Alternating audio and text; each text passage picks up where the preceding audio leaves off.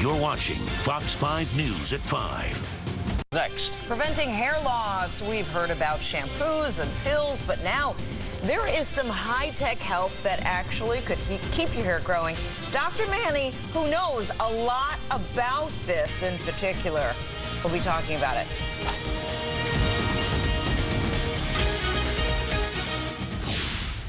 Here's some news. There is another helping hand during hair transplant procedures. It's a robot. And doctors say that compared to the older techniques, which apparently Dr. Manny knows a lot about, it's getting better results. He was just talking about them during the commercial, and causes less telltale scarring. Here's Dr. Manny. So what scares men the most about aging? Gaining weight. My hair going whiter. Erectile dysfunction. But for other guys, it's losing their hair. Hair loss is extremely common in men. About 50% of men will have male pattern hair loss at some point in their life. There are shampoos, pills, and other devices that promise to keep your hair intact. And now, there's even a robotic system called ARTAS.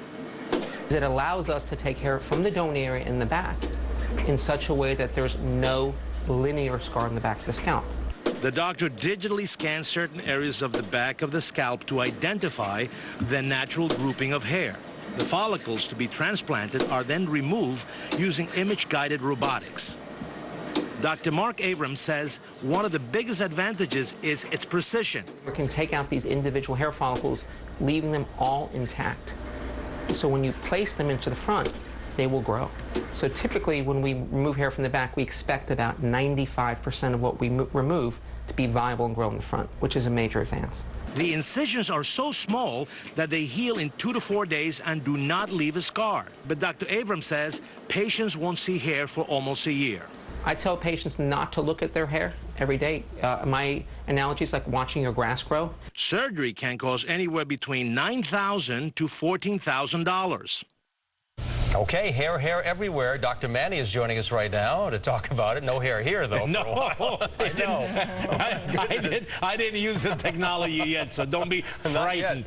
Why is this robot better than the older techniques? Well, look, because it is a really robotic surgery, and what that entails is that it's microscopic incisions, not leaving any scar, which is the big ticket item when you take the strip of hair in the old-fashioned way. And the computer, after they do the mapping, is really able to get the best follicles very quickly, so now they can implant those follicles easier. But it's going to take a while for the hair to grow, but it really doesn't leave any scar, which is the big thing that this thing is promising. So, you know, people that have done it, they love it. I'm staying put for a while. I was about to say, so you feel like you're going to stay put. I like the Telly Savalas look. Oh. This is for people born before 1970. Nobody knows it. Telly Savalas, what's the reference point? We don't get shave a little bit more off the lollipop guy. Yeah, the Kojak. Kojak. They don't know. They don't know. They're young people out there watching TV. Thank you so much. This is a young crowd out there. I think they even remade Kojak a couple of times. You look great. Whatever. Thank you. Let's talk about this. This is a big